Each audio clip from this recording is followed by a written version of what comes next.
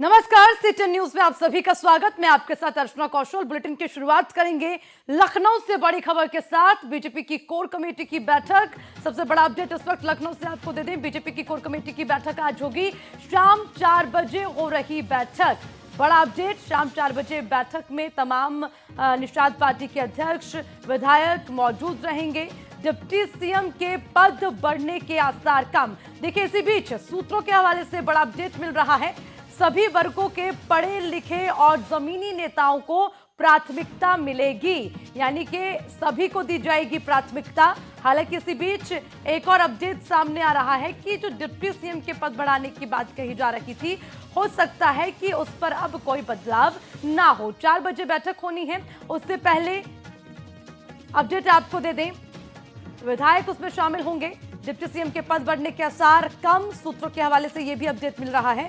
सभी वर्गों के पढ़े लिखे और जमीनी नेताओं को मिलेगी प्राथमिकता, यानी कि हर वर्ग का रखा जाएगा ख्याल और सभी पढ़े लिखे लोगों को दिया जाएगा मौका, सभी को प्राथमिकता दी जाएगी। ये भी एक संदेश बीजेपी देना चाहती है कि हमारी पार्टी में सभी को मौका मिलता है। हालांकि हर बार अपने बयान में तमाम बड़े नेता इसका जिक्र भी करते रहे हैं।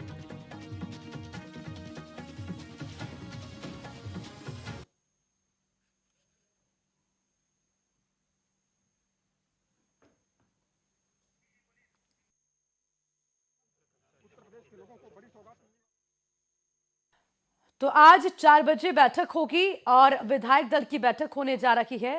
सभी विधायक इसमें शामिल होंगे। देखिए, नामों पर भी आज चर्चा होगी। अपना दल है, निषाद पार्टी के अध्यक्ष विधायक इसमें मौजूद रहेंगे। एक और अपडेट, डिप्टी सीएम के पद बढ़ने के आसार कम हैं, ये भी सूत्रों के हवाले से जानकारी मिल रही है। सभी वर्गों के पढ़े लिखे और जमीनी नेताओं को प्राथमिकता बीजेपी देगी। बैठक में मंत्रियों के विभाग के बंटवारे पर भी चर्चा होगी। देखिए, किस किस को मिलेगा कौन सा विभाग, सूत्रों के हवाले से अपडेट मिल रहा है कि आज जो बैठक होने जा रही है उसमें इन तमाम चीजों पर भी चर्चा की जाएगी, क्योंकि अब धीरे धीरे देखिए तमाम चीजों की ओर बढ़ना जरूरी होगा। हालांकि मुख्यमंत्री पद के लिए भी शपथ ग्रहण समारोह की तैयारियां चल रही हैं। कल यानी कि 25 मार्च को उत्तर प्रदेश में मुख्यमंत्री पद के लिए योगी आदित्यनाथ मुख्यमंत्री पद की शपथ लेंगे, जिसके लिए जोरों शोरों पर तैयारियां चल रही हैं। तमाम वीआईपी नेता इसमें शामिल होंगे, लेकिन उससे पहले बीजेपी की कोर कमेटी की बैठक आज होने जा रही है। शाम 4 बजे बैठक होगी। मंत्रियों के नामों पर इस बैठक में हो सकती है चर्चा, यह भी अपडेट मिल रहा है। अपना दल एस, निषाद पार्टी, तमाम विधायक दल इस बैठक में मौजूद रहेंगे। हालांकि एक और अहम बात, डिप्टी सीएम के पद बढ़ने की जो चर्चाएं लगातार होती रही हैं, उस पर भी सूत्रों के हवाले से ये जानकारी मिल रही है कि अब जो है डिप्टी सीएम के पद बढ़ाने को लेकर आसार कम नजर आ रहे हैं। तो जाहिर सी बात है कि ये एक महत्वपूर्ण चर्चा होगी। उसी के साथ हर वर्ग का रखा जाएगा ख्याल, सभी वर्गों के पढ़े लिखे जमीनी स्तर से जुड़े नेताओं को प्राथमिकता मिलेगी, यानी कि इस बार एक बड़ा बदलाव उत्तर प्रदेश में देखने को मिल सकता है। बैठक में मंत्रियों के विभाग के बंटवारे पर भी चर्चा होगी, यानी कि किस मंत्री को कौन सा विभाग दिया जाए, किसको कौन सी जिम्मेदारी दी जाए, इस पर भी आज चर्चा होगी। तो सूत्रों के हवाले से ये अपडेट, आज मंत्रियों के विभाग के बंटवारे पर चर्चा हो सकती है। तो लगातार अपडेट आपको दे रहे हैं सीटीएन न्यूज पर। सबसे बड़ी और अहम जानकारी उत्तर प्रदेश की सियासत से जुड़ी, आज होगी बीजेपी कोर कमेटी की बैठक, जिसमें तमाम महत्वपूर्ण बिंदुओं पर होगी चर्चा, जिसमें किन मंत्रियों को जिम्मेदारी मिले, ये एक महत्वपूर्ण चीज। देखिए, एक और अपडेट आपको देते, 5 बजे योगी आदित्यनाथ सरकार बनाने का दावा करेंगे। राजभवन पहुंचेंगे सीएम योगी आदित्यनाथ, 273 विधायकों के समर्थन का पत्र सौंपेंगे। ये बड़ा अपडेट, राज्यपाल आनंदीबेन पटेल को पत्र सौंपा जाएगा। 5 बजे का समय तय बताया जा रहा है। राजभवन पहुंचेंगे योगी आदित्यनाथ, हालांकि उनके साथ कई नेता मौजूद होंगे। और देखिए, अभी मुख्यमंत्री पद की शपथ कल होगी, जिसके लिए तैयारियां चल रही हैं, लेकिन उससे पहले आज 5 बजे योगी आदित्यनाथ दावा पेश करेंगे। राजभवन पहुंचेंगे योगी आदित्यनाथ, राजभवन पहुंचकर 273 विधायकों के समर्थन का पत्र राज्यपाल को सौंपा जाएगा और राज्यपाल आनंदीबेन पटेल को पत्र सौंपेंगे योगी आदित्यनाथ। तो कार्यवाहक सीएम योगी आदित्यनाथ जहां एक और खुश हैं तो वहीं पर अब एक्शन में भी नजर आ रहे हैं। हालांकि उन्हें इंतजार होगा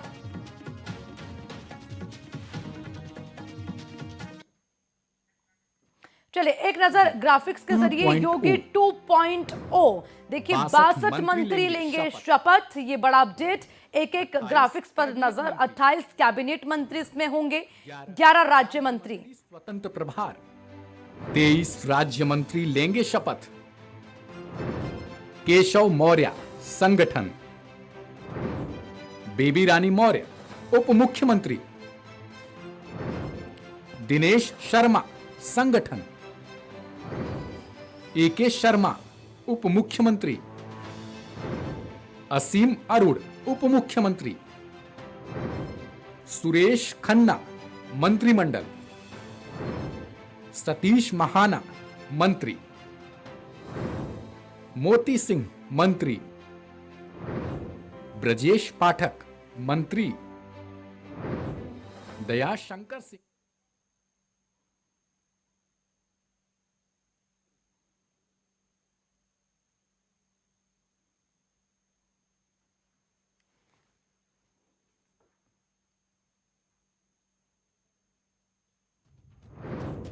शपथ ग्रहण को लेकर चल रही है तैयारी। 25 मार्च को सीएम योगी का शपथ ग्रहण समारोह। कई दिग्गज नेता होंगे शपथ ग्रहण समारोह में शामिल। विरोधी दलों को भी भेजा गया है न्योता। शपथ की तैयारी पूरी, अब राज तिलक की है बारी।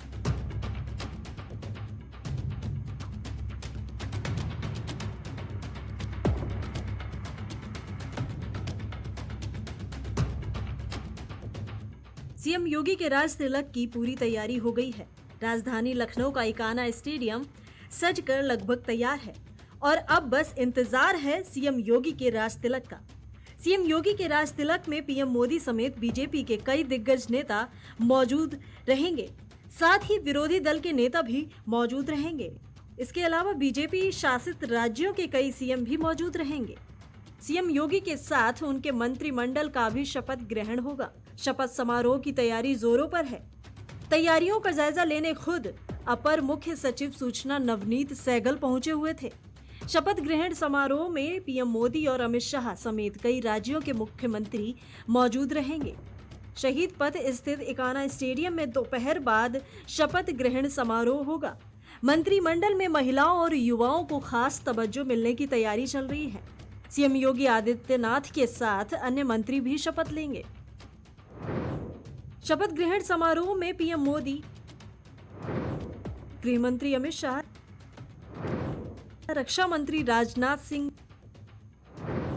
बीजेपी अध्यक्ष जेपी नड्डा शामिल होंगे। साथ ही केंद्रीय मंत्री, भाजपा शासित राज्यों के मुख्यमंत्री, संघ और भाजपा के वरिष्ठ पदाधिकारी भी शामिल होंगे। मंत्रिमंडल को लेकर सीएम योगी की पार्टी नेतृत्व के साथ मंत्रणा पूरी कर चुके हैं। केंद्रीय गृह मंत्री अमित शाह और झारखंड के पूर्व मुख्यमंत्री रघुवर दास यूपी के पर्यवेक्षक बनाए गए हैं। 24 मार्च को विधायक दल का नेता भी चुना जाना है। योगी मंत्रिमंडल के शपथ ग्रहण में बसपा सुप्रीमो मायावती, सपा संरक्षक मुलायम सिंह यादव, सपा अध्यक्ष अखिलेश यादव, कांग्रेस अध्यक्ष सोनिया गांधी, कांग्रेस महासचिव प्रियंका गांधी समेत विपक्षी नेताओं को आमंत्रित किया गया है। शपथ ग्रहण समारोह में केंद्र और प्रदेश सरकार की योजनाओं के लाभार्थियों को भी आमंत्रित किया गया है। वैसे तो 5 राज्यों में चुनाव हुआ था, लेकिन बीजेपी को 4 राज्यों में सत्ता मिली है। 37 साल बाद इतिहास दोहराया गया है। योगी सरकार ने सभी मिथक तोड़ते हुए सत्ता में वापसी की है। 22 में सत्ता की वापसी यानी 24 की राह आसान। यूपी में जिसकी सत्ता रहती है उसी का केंद्र में राज होता है। इसीलिए विधानसभा चुनाव में पीएम मोदी से लेकर बीजेपी के सभी बड़े नेताओं ने अपनी पूरी ताकत झोंक दी थी और आखिरकार उनकी मेहनत रंग लाई और यूपी में एक बार फिर लहराया भगवा। सीएम योगी का शपथ ग्रहण समारोह हो और भव्य न हो, ऐसा भला कहाँ हो सकता है। सीएम योगी के इस शपथ ग्रहण में कुछ खास बनाना है, लिहाजा तैयारी भी पूरी मुकम्मल की गई है। Bureau report C10 news.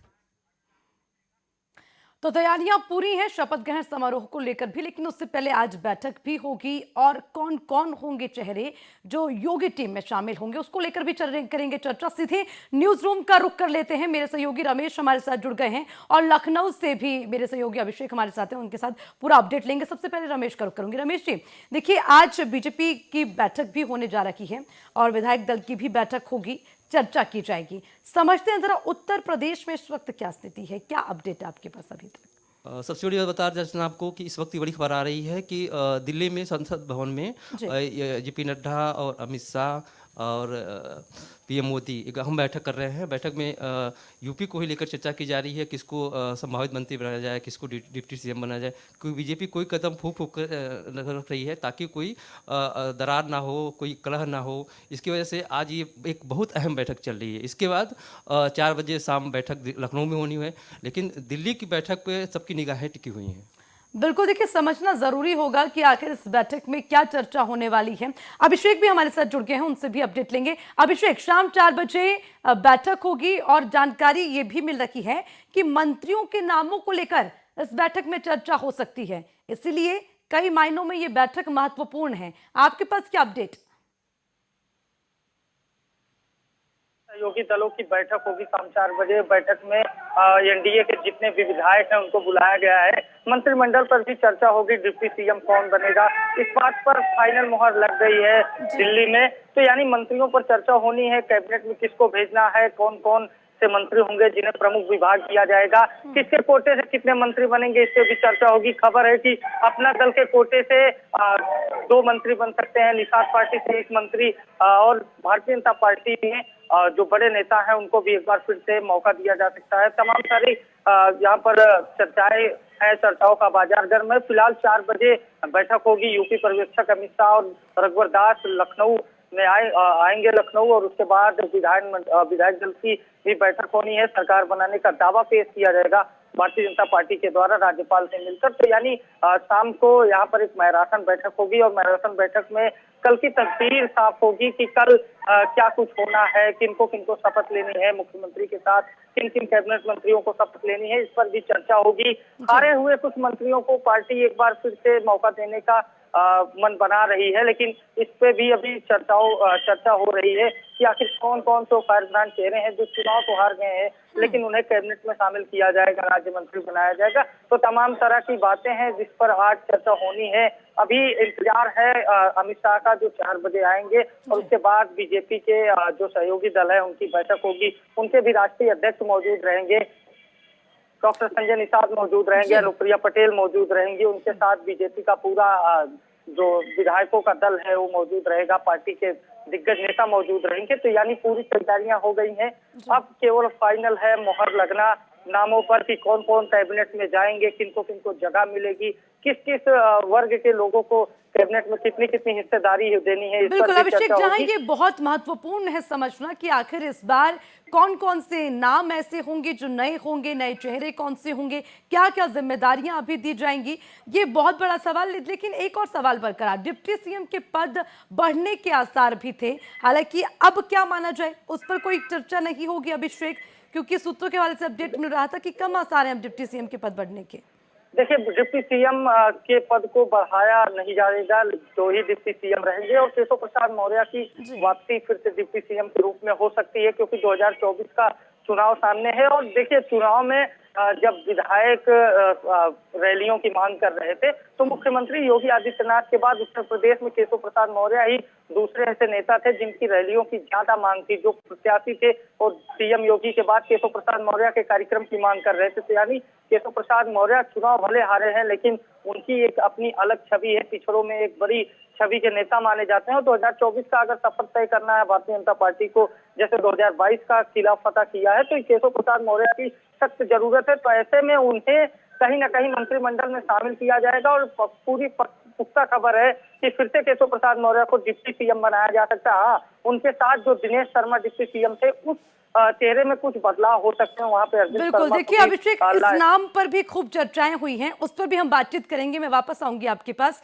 Ramesh ji मेरे साथ हैं, उनके पास मैं जाना चाहूंगी। रमेश जी, सभी वर्गों के पढ़े लिखे और जमीनी नेताओं को प्राथमिकता मिलेगी, इसका जिक्र अब होने लगा है, तो ये माना जाए कि हर वर्ग का ख्याल रखेगी बीजेपी और सभी वर्ग के लोगों को मौका दिया जाएगा। देखिए अर्चना, ये बात सही है कि बीजेपी चाहे फिर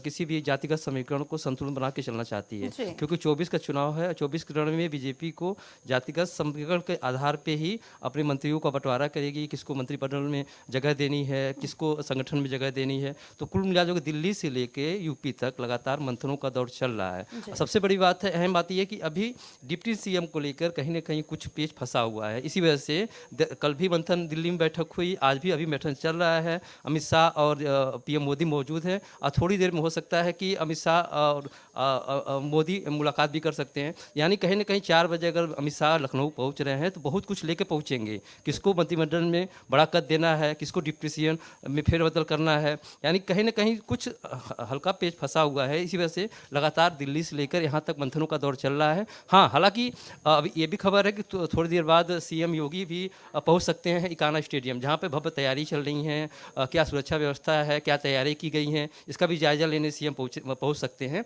क्योंकि वहां पर सुरक्षा जो भी सुरक्षा पे तैनात सुरक्षा कर्मी हैं उनको अलर्ट कर दिया गया है। और रही बात बैठकों की, तो 4 बजे विधायक दल का बैठक होना है। उसके बाद 5 बजे सीएम योगी अपने समर्थन पत्र सौंपेंगे राज्यपाल को। तो यानी अब 4 बजे तक क्लियर तस्वीरें साफ हो जाएंगी, कौन कौन कितने मंत्रिमंडल कौन कौन शामिल होगा और कौन कितने डिप्टी सीएम होंगे और किसको खास तवज्जो मिलेगा। बिल्कुल 4 बजे का सबको इंतजार है। और रमेश जी, बिल्कुल सही बात आपने कही, कहीं ना कहीं डिप्टी सीएम को लेकर पेच जरूर फंसा हुआ है और ये अभी से नहीं, बहुत समय से इसको लेकर चर्चाएं चल रही थी। अभिषेक, आपसे इस स्थिति को मैं थोड़ा और इस तस्वीर को साफ करना चाहूंगी। देखिए, डिप्टी सीएम के पद को लेकर जो है डिप्टी सीएम केशव प्रसाद मौर्य उत्तर प्रदेश का बहुत बड़ा नाम है और उन्हीं के नामों को लेकर खूब चर्चाएं भी होती रही, खूब नाराजगी उनके समर्थकों में भी देखने को मिली, लेकिन बीजेपी ने इस बात को खुलेआम बाहर नहीं आने दिया। तो अंदर खाते क्या चल रहा है आखिरकार? और देखिए, अंदर खाने अभी बहुत कुछ होना बाकी है। शाम को स्थिति तस्वीर साफ होनी है, लेकिन सूत्र बता रहे हैं कि दिल्ली में केशव प्रसाद मौर्य के नाम को लेकर काफी मंथन हुआ है। केशव प्रसाद मौर्य को फिर से डिप्टी सीएम बनाया जा सकता है। हालांकि यह तस्वीर शाम को ही साफ होगी कि क्या केशव प्रसाद मौर्य फिर से डिप्टी सीएम बनाए जाते हैं या नहीं। लेकिन अगर बीजेपी को 2024 के लिहाजे से देखा जाए और बीजेपी के समीकरण के आधार पर देखा जाए तो केशव प्रसाद मौर्य की सख्त जरूरत है, क्योंकि केशव प्रसाद मौर्य ही एक ऐसे चेहरे हैं जो नॉन यादव ओबीसी वोट में बड़ी सेंधमारी करते हैं। यानी केशव प्रसाद मौर्य कहीं ना कहीं डिप्टी सीएम की रेस में सबसे आगे हैं। और अगर दिल्ली के सूत्रों की माने तो केशव प्रसाद मौर्य के नाम पर मुहर लग गई है, लेकिन फिलहाल फाइनल ऐलान जो होगा वो शाम को 5 बजे के लगभग होगा। तो ऐसे में जो दूसरे डिप्टी सीएम के लिए भी चर्चा है, उसमें भी स्वतंत्र देव सिंह, ब्रजेश पाठक और तमाम सारे अन्य बड़े नेताओं का नाम चर्चा में है। तो ऐसे कि जैसे केशव प्रसाद मौर्य की अगर बात की जाए तो केशव प्रसाद मौर्य के बारे में कहा जा रहा है कि 100 में 90% यह उम्मीद है कि केशव प्रसाद मौर्य फिर से डिप्टी सीएम बनाए जाएंगे। जैसे पुष्कर सिंह धामी को चुनाव हारने के बावजूद उत्तराखंड का मुख्यमंत्री बनाया गया, वैसे ही केशव प्रसाद मौर्य भले ही चुनाव हार गए हैं, लेकिन उन्हें कहीं ना कहीं उप मुख्यमंत्री की कुर्सी फिर से मिलती हुई दिख रही है। चलिए, कहीं ना कहीं उम्मीदें हैं कि एक बार फिर से होगी डिप्टी सीएम के पद पर वापसी। बिल्कुल अभिषेक, देखिए एक और चीज, देखिए बड़े बड़े जब नाम सामने आते हैं तो उसको लेकर चर्चाएं भी होती हैं। अच्छा, दिनेश शर्मा और केशव प्रसाद मौर्य के बाद कोई और नाम जिसको लेकर चर्चाएं अभी चल रही हो अंदर खाने?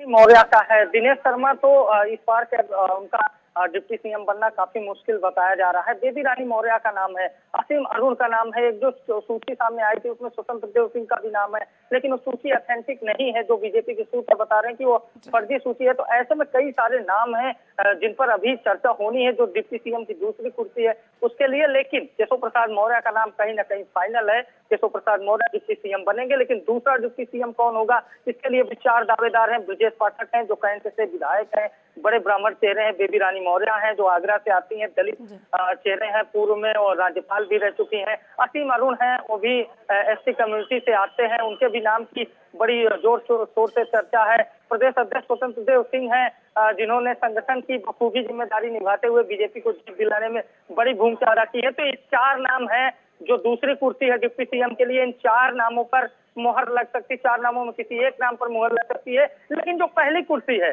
उसके बारे में अगर बताया जाए तो पहली कुर्सी डिप्टी सीएम की केशव प्रसाद मौर्य के ही हाथों में जाती हुई दिख रही है। बिल्कुल अभिषेक, आप भी जिक्र कर रहे हैं बार बार, तो कहीं ना कहीं डिप्टी सीएम की कुर्सी के सबसे नजदीक अभी कोई नजर आ रहा है तो वो उत्तर प्रदेश का बहुत बड़ा नाम भी है केशव प्रसाद मौर्य, और उसी को लेकर चर्चाएं भी लगातार होती है। रमेश जी, 24 करोड़ की आबादी वाला राज्य उत्तर प्रदेश, जितनी ज्यादा बड़ी आबादी उतनी ही बड़ी राजनीति उत्तर प्रदेश की है, और उसको समझना भी बहुत मुश्किल है। अभी जो अटकलों का दौर चल रहा है कि आखिर कैबिनेट में कौन कौन शामिल होंगे, अभी ना जाने कितने जो है बदलाव होने वाले हैं, किन किन चेहरों में जो है प्रमोशन डिमोशन की भी हम बात करें, तो उसको कैसे समझा जाए रमेश जी? देखिए अर्चना, आपको बता दें कि इस बार मंत्रिमंडल में कई पुराने चेहरे भी हैं जो शामिल होंगे, कुछ नए चेहरे हैं जिनको मौका मिलेगा। सबसे अहम बात इसमें होगी कि जातिगत समीकरण, खासकर किस तबके का कितना वोट बैंक किसको खाते में गया, कितने वोट प्रतिशत मिला बीजेपी को, कहाँ कहाँ। और रही बात महिला आधी आबादी को, तो उसको भी कहीं दरकिनार नहीं करेगी बीजेपी। कई ऐसे महिला विधायक हैं जो चुनाव जीत के आई हैं, उनको भी मौका देगी। यानी कहीं ना कहीं बीजेपी ये बैलेंस करने की कोशिश करेगी कि हम सबका साथ सबका विकास, हम सबको साथ लेकर चलते हैं। किसी की कार्यकर्ता या किसी भी नेता या किसी भी बड़े नेता की अनदेखी नहीं करेगी। तभी इसका खामियाजा है कि लगातार 4 से 5 दिनों से लगातार बैठक पे बैठक चल रहा है, चाहे दिल्ली में हो चाहे लखनऊ में हो। हर बैठक में योगी दिल्ली आ रहे हैं, कभी राजनाथ सिंह कर रहे हैं, कभी अमित शाह कर रहे हैं, कभी मोदी। इतनी बड़ी यूपी की सियासत इतनी बड़ी है कि आप सोच सकते हैं पीएम मोदी अगर कोई बैठक ले रहे हैं यूपी को लेकर, तो कितनी बड़ी बात ये है। तो यानी कहीं ना कहीं बीजेपी ये बैलेंस करके चलेगी कि कोई नेता नाराज ना हो, क्योंकि कई ऐसे चेहरे हैं जो संगठन में भी काम किया है। खासकर बात करें बीजेपी में तो कई नेता चुनाव हार भी गए हैं। तो जैसे उत्तराखंड में धामी जी को कमान सौंपी गई है, एक आला कमान का विश्वास था, उसी तरह यहाँ पे भी कई ऐसे चेहरे हैं जो चुनाव हार गए हैं, उनको भी बीजेपी पर साथ। रमेश जी, माफी चाहूंगी, मैं रोकना चाहूंगी यहाँ पर आपको। राजनीतिक विशेषज्ञ हमारे साथ जुड़ गए हैं, आलोक द्विवेदी जी, उनसे भी जानकारी लेते हैं। आलोक जी, देखिए उत्तर प्रदेश की राजनीति का ही हम जिक्र कर रहे हैं, समझना बहुत बड़ा टास्क होगा क्योंकि सबसे बड़ी राजनीति उत्तर प्रदेश से निकल कर आती है। और आज महत्वपूर्ण बैठक, जरा आपसे समझेंगे बीजेपी के अंदर खाने किन किन नामों को लेकर चर्चा, कैसी नई टीम अब बनेगी योगी की? हेलो जी, हेलो आलोक जी, मेरी आवाज सुन पा रहे हैं आप? हाँ, मैं सुन पा रहा हूँ, बताएं। जी आलोक जी, उत्तर प्रदेश में देखिए मुख्यमंत्री का चेहरा पहले से तय था, लेकिन अब कैबिनेट में कौन कौन से नाम हो, डिप्टी सीएम के पद पर कौन हो, उसको लेकर अंदर खाते क्या चल रहा है, कैसे इस तस्वीर को लगभग साफ किया जाए? देखिए, मुझे लग रहा है कि कल योगी आदित्यनाथ जी की बैठक हुई है जी, जेपी नड्डा जी के साथ में और अमित शाह जी के साथ में, और मुझे लगता है कि लिस्ट पे लोग अंतिम मुहर लगा चुके हैं जी, और संभवतः इसे तक प्रधानमंत्री के सामने पेश किया जा चुका होगा। उसके बाद आज शाम को बैठक है बीजेपी विधायकों की। उस टाइम योगी आदित्यनाथ जी को मुख्यमंत्री का फेस चुना जाएगा। हालांकि पहले से घोषित है, लेकिन जो एक चर्चा एक हमेशा से परिपाटी रही है, विधानमंडल के नेता की बैठक होती है और वहाँ पे विधानमंडल नेता का चुनाव होता है। तो आज योगी जी चुना जाएगा और कल योगी जी लखनऊ में इसकी शपथ भी लेने वाले हैं इकाना स्टेडियम में। और रही बात जो मंत्रिमंडल की, मुझे लगता है कि इस बार जो मंत्रिमंडल रहेगा वो उसमें 65 वर्ष के जो आयु के ऊपर वाले विधायक हैं उनको शामिल नहीं किया जाएगा, उससे जो नीचे वाले हैं उन्हीं को शामिल किया जाएगा। इस बार भी जो भाजपा के डिप्टी सीएम बनेंगे, मुझे लगता है एक ब्राह्मण पे वापस रहेगा और हो सकता है स्वतंत्र देव सिंह की भी डिप्टी सीएम के पद पर वापसी हो जाए।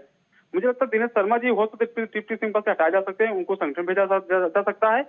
और इसके अलावा एक भाजपा जो फोकस कर रही है इस बार जो भाजपा को 15 जो है वो लोध जाति से विधायक चुने गए हैं, 3 सपा में चुने गए हैं। अच्छा, लोध समाज जो रहा है ना, कल्याण सिंह के टाइम से जो है ये समाज पूरी तरह से भाजपा के साथ एकजुट रहा है, उनका लगातार बना रहा है। ये लोध समाज जो है ये बुंदेलखंड, रोहेलखंड और पश्चिमी उत्तर प्रदेश में इनकी संख्या काफी है। अच्छा, कुछ मैं इस चुनाव में कुछ मिला लोध समाज नेताओं से जो जनप्रतिनिधि हैं जी, उनके बीच में एक बात पीड़े के तौर पर बाहर आती है। वो कहते हैं हमारा समाज जो है जैसे ब्राह्मण, ठाकुर, बनिया, ये मान जाता है बीजेपी कोर वोटर है, तो इन्होंने कहा कि हमारा भी जो वोट है जो लोध वोट है वो भी भाजपा के साथ लगातार जुड़ा हुआ है। तो भाजपा के वोटर हम भी हैं, लेकिन इनके बीच एक पीड़ित तौर पर बाहर चीज क्या आती है, इन्हें लगता है कि इनको जो सरकार में जो मंत्री पद मिलना चाहिए समाज के लोगों को, वो ज्यादा लोगों को नहीं मिल रहा है। इनको कहीं ना कहीं ये इनके बीच में पीड़ा है। और मुझे लगता है सरकार इस बार जो लोग समाज के जो जनप्रतिनिधि चुने गए हैं, मुझे लगता है सरकार उनको भरपूर मौका देगी और इनकी पीड़ा को भी दूर करेगी। जी आलोक जी, यानी कि कुल मिलाकर ये माने कि जो जातिगत समीकरण है उसको देखते हुए उसके आसपास ही जो है तमाम चीजों को जोड़ते हुए नतीजे सामने आएंगे, जैसे कि आपने भी जिक्र किया। हालांकि इसी मायनों पर जो है उत्तर प्रदेश की राजनीति भी चलती है। देखिए, जाति और क्षेत्र सच्चाई है। सरकार जब बन रही है, जो मंत्रिमंडल इसमें जो भी शामिल किए जाएंगे वो जातिगत आधार पर देखे जाएंगे, उनके जो अपनी पहचान क्या वो देखा जाएगा। तब भाजपा कोशिश करेगी हर क्षेत्र से एक एक विधायक को चुने। देखिए, सबसे ज्यादा ब्राह्मण विधायक चुने गए हैं, जाहिर सी बात है कि ब्राह्मण, और उसके बाद ठाकुर है। 46 ब्राह्मण विधायक हैं और 43 ठाकुर विधायक चुने गए सरकार में, तो इनको तो इनकी हिस्सेदारी मिल जाएगी। लेकिन इसके अलावा जो पिछड़ी जातियां, अति पिछड़ी जातियां हैं, इनको भी भाजपा पूरा पूरा समावेश करेगी और उनको भी अपने साथ शामिल करेगी।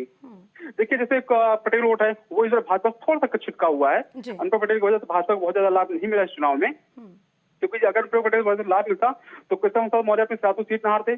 कौशाम्बी जहाँ पे सिराथू आती, वहाँ पे जो 3 विधानसभा सीटें हैं, वहां पर भाजपा को तीनों सीट भाजपा हार जाती है। इसका प्रतापगढ़ में चर्चा करूँ, रानीगंज है जहाँ से इनके धीरज ओझा लेते भाजपा तरफ से, और आर.के. वर्मा लेते सपा गठबंधन तरफ से। वहां पर कुर्मी वोट सपा गठबंधन चला गया, धीरज ओझा हाथ खाली रह गया और वो चुनाव हार गए। तो मुझे लग रहा है कि भाजपा में इस बार थोड़ा सा पटेल वोट को हो तो हाँ, लेकिन सच्चाई से भी सच्चाई है कि पटेल विधायक भी चुने गए हैं भाजपा की तरफ से, ये भी एक सच्चाई है। लेकिन पटेल वोट कुछ न कुछ भाजपा के इस बार नुकसान हुआ है। केशव प्रसाद मौर्य को भाजपा ने डिप्टी सीएम बनाया, उसका एक अच्छा समाज में संदेश गया और मौर्य समाज ने भी केशव प्रसाद मौर्य के नाम पर वोट किया। अच्छा, यही रीजन था कि जो स्वामी प्रसाद मौर्य थे वो भाजपा को छोड़ के चले जाते हैं चुनाव के एंड से पहले, क्योंकि चुनाव के समय छोड़ के चले जाते हैं। लेकिन भाजपा को नुकसान नहीं हुआ क्योंकि केशव प्रसाद मौर्य के नाम पर मौर्य समाज ने इनको वोट दे दिया। ऐसे मुझे लगता है कि भाजपा को जो जातियां, छोटी जातियां हैं, हर समाज में मुझे लगता है कि भाजपा जो है अपना एक एक जो कैंडिडेट है, जो एक जाति के नेता है, उनको स्थापित करे। इससे क्या भाजपा कभी कमजोर नहीं पड़े। जैसे स्वामी प्रसाद मौर्य आए, 5 साल रहे, मलाई खाई और चले गए, लेकिन भाजपा नुकसान नहीं हुआ क्योंकि भाजपा ने केशव प्रसाद मौर्य को ऊपर उठा दिया था। बिल्कुल ऐसी भाजपा से कि हर जाति से एक एक नेता भाजपा को ऊपर उठाना चाहिए जिसके भाजपा को लाभ मिले। जैसे भाजपा पटेल नजर है, लेकिन ये क्या गठबंधन में है, ये कब रहे कब न चली जाए कोई इनका कोई भरोसा इन पर नहीं कर सकता है। तो भाजपा जब पटेल नेता के आगे बढ़ाए, लोध में जैसे मैं बुंदेलखंड में नेता से मिला था विष्णु राजपूत, मैं बताऊं कि मैं बिल्कुल ताज्जुब हुआ। उन्होंने अपनी स्वयं की करोड़ों की जमीन, 60 बीघा जमीन उन्होंने जो है दान कर दिया गौशाला के लिए, और गौशाला उन्होंने स्वयं की खर्चे से गौशाला बनाई। लगभग आज 500 से 700 गाँव को उस गौशाला के माध्यम से पाल रहे हैं। तो बीजेपी को अच्छा ये लोग समाज चाहते हैं। मुझे लगता है कि ऐसे तो भाजपा आगे बढ़ाएगी तो भाजपा को निश्चित तौर पर लाभ होगा।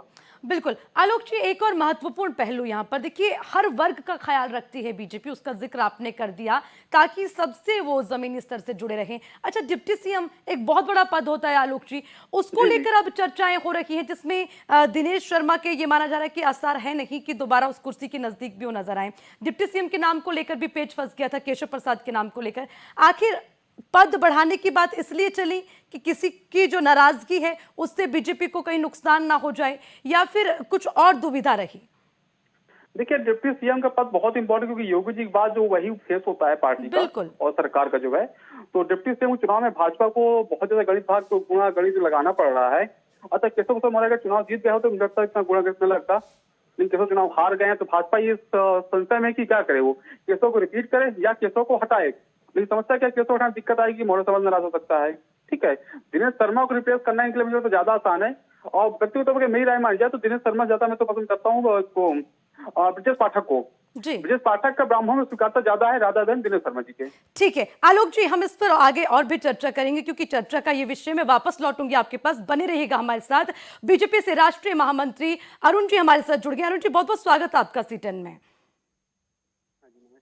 जी अरुण जी, सबसे पहले चलिए, उनसे संपर्क टूट गया है, फिर से कोशिश करेंगे जुड़ने की। आलोक जी हमारे साथ लगातार बने हुए हैं। आलोक जी, मेरी आवाज सुन पा रहे हैं आप?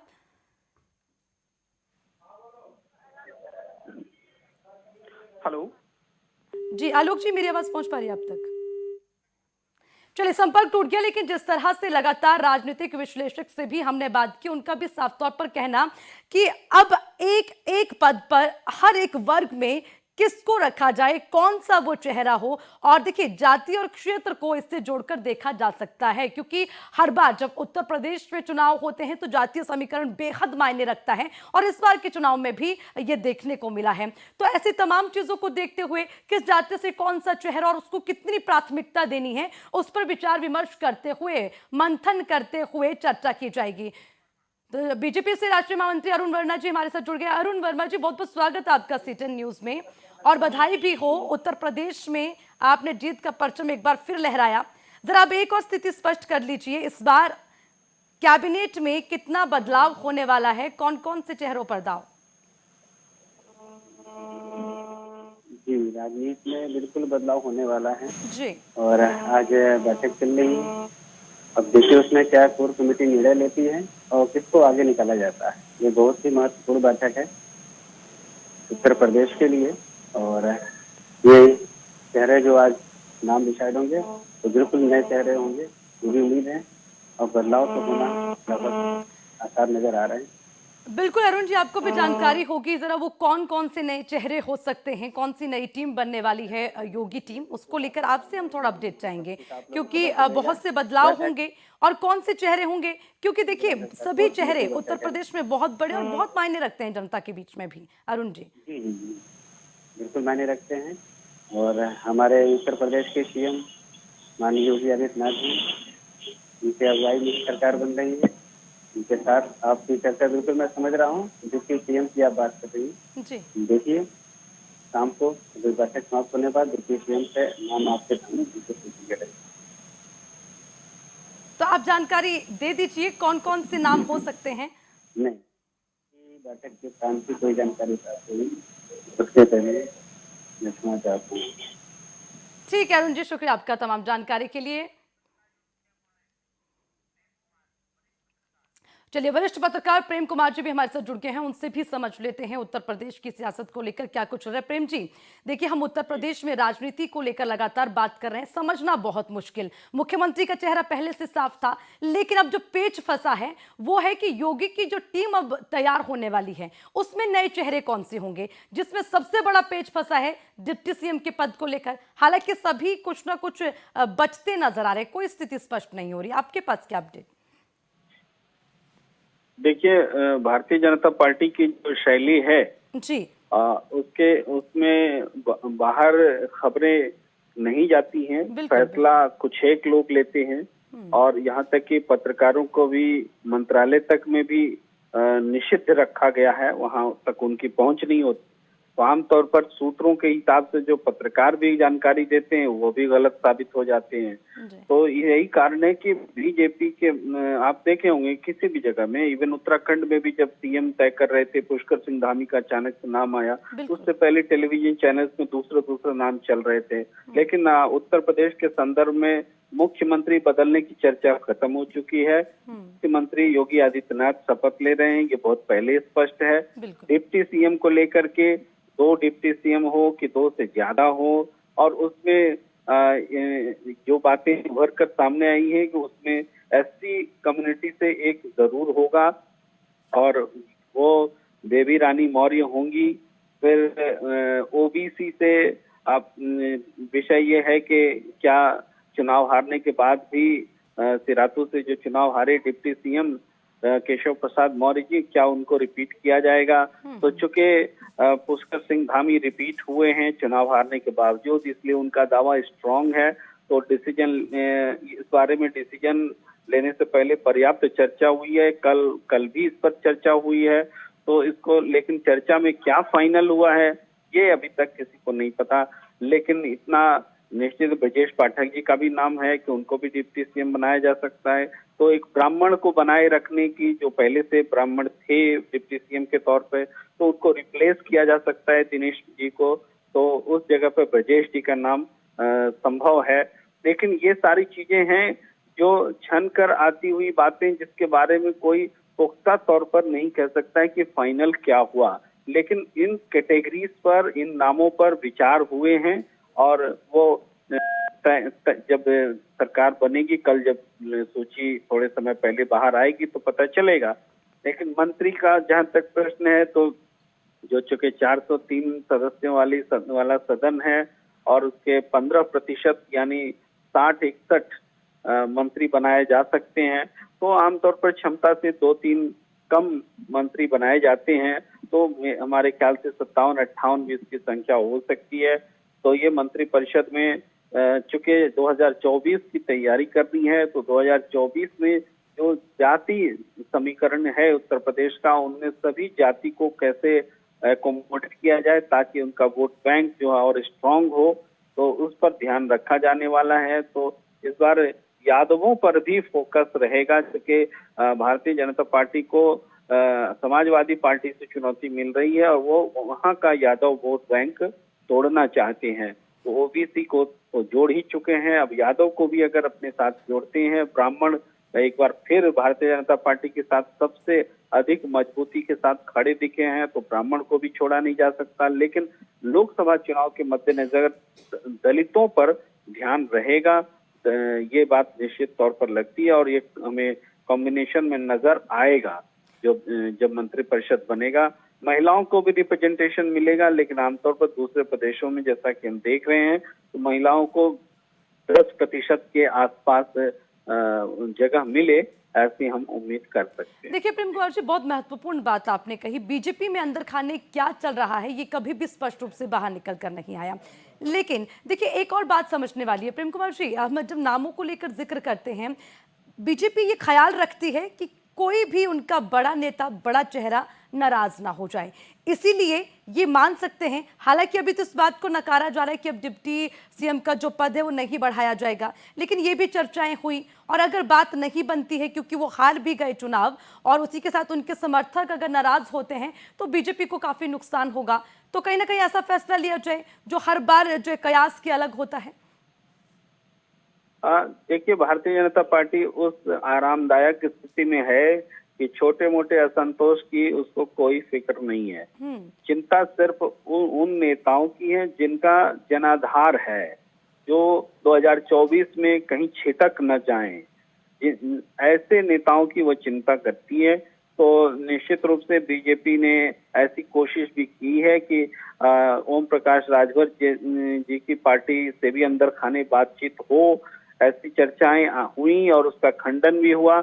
लेकिन खंडन होने के बावजूद ये सच है कि अंदर खाने बातचीत हुई है और आगे भी बातचीत चलेगी, क्योंकि 2024 तक उनको समझ में आ गया है कि ओम प्रकाश राजभर के पास एक अच्छा खासा वोट बैंक है। वो समाजवादी पार्टी को कुछ सीटें जिता भी सकते हैं, अपनी सीटें जीत भी सकते हैं। तो ऐसे वोट बैंक को 2024 के लिए जोड़ना बहुत जरूरी है, तभी वो 80 सीटों में से अधिकतम सीटें जीतने का लक्ष्य पा सकती हैं। तो बीजेपी न सिर्फ पार्टी के भीतर बल्कि पार्टी के बाहर भी लोगों को या संगठनों को जोड़ने का की योजना लेकर चल रही है। तो उनको कैबिनेट में भी लिए जाने का लालच दिया जाता है, दिया जा रहा है, तो ये भी संभव है। लेकिन अभी तक वैसी कोई बात सामने नहीं आई है। अंदर खाने कोई जो बात चली है वो फल मतलब वो पका नहीं है। ठीक है प्रेम कुमार जी, एक और चर्चा का विषय है कि जो टीम बनेगी उसका मिक्सचर कैसा होगा। यानी कि मेरे कहने का मतलब ये कि ये माना जा रहा है जो बहुत पुराने नेता हैं और जिनकी उम्र भी बहुत ज़्यादा हो गई है, शायद अब उन्हें इस कैबिनेट में दोबारा मौका ना मिले, और युवा चेहरे और महिलाओं को लेकर भी जैसे कि आपने भी जिक्र किया उनको भी जगह मिल सकती है, युवा चेहरे ज़्यादा जोड़ने की कोशिश की जाएगी। तो उससे ये माने कि जो बड़े और पुराने नेता हैं इस बार उनको नहीं मिलेगा मौका, क्योंकि जब टिकट का भी बंटवारा हुआ उस समय भी कुछ इसी तरह की चीज़ों को ख्याल में रखते हुए बंटवारा हुआ था। प्रेम जी, देखिए, कैबिनेट में जो अभी चल रहा है वो रस्साकशी पहले भी चली थी। वो था कि सेंटर योगी आदित्यनाथ जी की मर्जी के बगैर कुछ लोगों को कैबिनेट में कैसे डाला जाए, या इनकी मर्जी हो या ना हो। लेकिन इस बार चूंकि योगी आदित्यनाथ जी जीत कर आए हैं तो वो थोड़ी ताकत उनकी बढ़ी हुई है। तो इस एक बार फिर वो जो अंदर खाने की बातचीत थी कि वो AK शर्मा जी को इंक्लूड कर लीजिए, कि किसी और को इंक्लूड कर लीजिए, तो वो उसको उसमें योगी आदित्यनाथ जी की चल रही है, यही रस्साकशी है। तो इसमें योगी आदित्यनाथ जी की टीम में कौन लोग होंगे, इसमें कम से कम 50% तो उनकी इच्छा के हिसाब से होगा और 50% केंद्र की पार्टी की इच्छा के हिसाब से होगा। अब उस इच्छा में जो कैटेगरी होगी, वो कैटेगरी आधार बनती है कि युवाओं को मौका देने के नाम पर इस समूह को, इस ग्रुप के लोगों को दे दिया जाए, महिला के नाम पर उनको दे दिया जाए, जाति के नाम पर उनको दे दिया जाए, अधिक उम्र हो गई है इसलिए उनको हटा दिया जाए। ये सारी कैटेगरीज जो है वो बैलेंस करने का काम करेगी। जो भारतीय जनता पार्टी के भीतर दो शक्तियां बन चुकी हैं, एक योगी आदित्यनाथ और उनके समांतर दूसरे लोग, ये लोग इन आधारों का इस्तेमाल अपने अपने लोगों को वहां पर बिठाने में करने वाले हैं। ठीक है, इसके बाद जब टीम रेडी हो जाती है प्रेम जी, फिर एक और नेक्स्ट स्टेप आता है, वो होता है कि जब हर मंत्री के नाम को लेकर मोहर लग गई तो अब कौन कौन सा विभाग उन्हें दिया जाए, उसको लेकर भी होती चर्चा। देखिए, भारतीय जनता पार्टी ने एक ऐसी संस्कृति डेवलप की है जिसमें मंत्रियों की कोई बहुत ताकत रह नहीं गई है, चाहे सेंटर में, चाहे चलिए प्रेम जी, मैं रोकना चाहूंगी बीच में आपको। बीजेपी प्रवक्ता आर.के. मिश्रा हमारे साथ जुड़ गए हैं। आर.के. मिश्रा जी, बहुत बहुत स्वागत है आपका सीटीएन न्यूज में, और बधाई भी आपको। उत्तर प्रदेश में जब आपने अपना परचम लहरा दिया एक बार फिर, जरा आप थोड़ी सी और स्थिति साफ कर दीजिए उत्तर प्रदेश की। मुख्यमंत्री का चेहरा साफ, अब बाकी चेहरों को लेकर बातचीत कर लें, कौन कौन से चेहरे हो सकते हैं, थोड़ा सा साफ कर लें आप। ऐसा है जो कि बहुत ऐसी चीज, देखिए भाजपा एक ऐसा संगठन है जहां पर हर एक चीज ऐसे अनुशासनात्मक तरीके से किया जाता है, चाहे वो मंत्रिमंडल का गठन हो, चाहे आप देखेंगे जो कि मुख्यमंत्री के पदों की जहां तक बात है, तो अब 5-4 स्टेटों में जिस तरह से पहले बहुत ही एक माहौल बनाने की कोशिश की जा रही थी, लेकिन आपने देखा जो कि वही मुख्यमंत्री थे जिनके चेहरे पर जो है सो मोहर लगी। तो केंद्रीय नेतृत्व तय करता है, हालांकि ये सारा कुछ कल स्पष्ट हो जाएगा, लेकिन जिस तरह से स्पष्ट जनादेश उत्तर प्रदेश की जनता या 4 राज्यों के विधानसभा चुनाव में जिस तरह से स्पष्ट जो जनादेश जनता ने भाजपा को दिया है, निश्चित तौर पर हमारी जिम्मेदारियां भी बढ़ गई है और अपेक्षाएं भी बढ़ गई है। लेकिन जहां तक मंत्रिमंडल की गठन की बात है, इसमें आपको एक चीज तो जरूर नजर आएगा, जो कि पूरा ही उत्तर प्रदेश का चेहरा इस मंत्रिमंडल में आपको नजर आएगा। जहां तक बहुत अच्छी बात आपने कही, अपेक्षाएं बढ़ गई हैं और उन अपेक्षाओं को पूर्ण करने के लिए बीजेपी के सामने, बड़े चेहरों के सामने चुनौती होगी ना, क्योंकि देखिए कई नामों को लेकर डिस्कशन भी चल रहा है, लेकिन बात नहीं बन पा रही है अभी तक। हालांकि ये बात खुलकर सामने नहीं आ रही, लेकिन आपसे हम स्पष्ट कर लेते हैं। नहीं, देखिए ऐसा है, मैं आपको बता देता हूं, जो कि संगठन में जो जिसको जिम्मेदारी जहां पे भी, चाहे एक छोटे कार्यकर्ता को जो जिम्मेदारी दी जाती है या मंत्रिमंडल में जहां पर जिसको जिम्मेदारी दी जाएगी, वो बिल्कुल निर्वहन करेगा। इतने चेहरे हैं, उस चेहरे को समावेश करके सब एक सर्व कहते हैं, जो कि सर्व समावेशी जो जिस तरह से विचारधारा भाजपा में हमेशा से रहा है, संगठन में रहा है, वही मंत्रिमंडल में भी नजर आएगा। कोई ज्यादा टाइम नहीं रह गया है, कल ही शपथ ग्रहण है, सारी स्थिति स्पष्ट हो जाएगी। केंद्रीय नेतृत्व जिस तरह से पूरी संवेदनशीलता के साथ मंत्रिमंडल का विस्तार हो, चाहे इसमें खास करके युवा और माता बहनों का यहाँ पर प्रतिनिधित्व हम लोगों को ज्यादा देखने को मिलेगा, और उत्तर प्रदेश, पूरा ही उत्तर प्रदेश का जो झलक है वो इस मंत्रिमंडल में आपको देखने को मिलेगा। चलिए आर.के. जी, ज्यादा कुछ नहीं तो ये तो स्पष्ट कर दीजिए कि जो बड़ा चेहरा है मुख्यमंत्री के बाद, जो बड़ा पद है डिप्टी सीएम का, उस पर जो 2 चेहरे हैं, वहां पर कोई नया चेहरा हमें देखने को मिलेगा?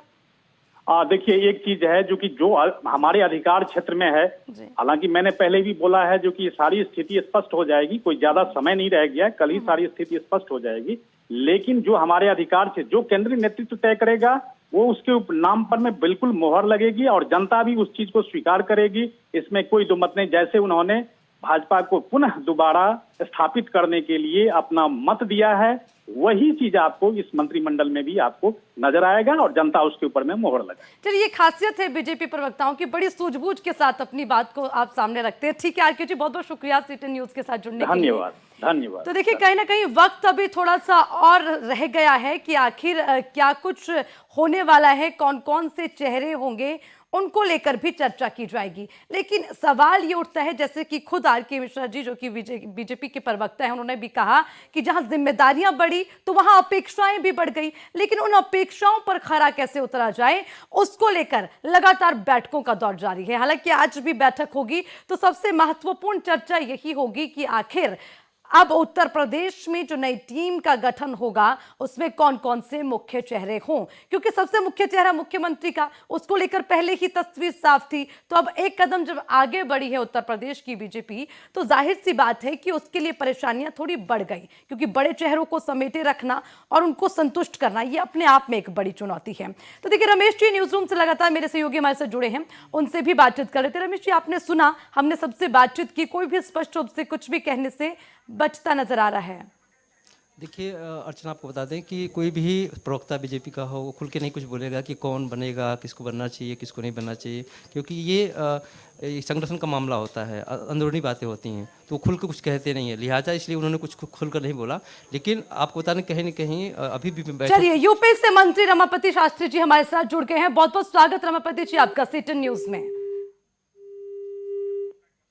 चलिए, संपर्क उनसे टूट गया। देखिए, लगातार हमारे साथ तमाम बड़े मंत्री भी जुड़ रहे हैं, उनसे भी हम बातचीत कर समझ रहे हैं कि उत्तर प्रदेश में क्या स्थिति चल रही है। रमेश जी, आप अपनी बात पूरी करें।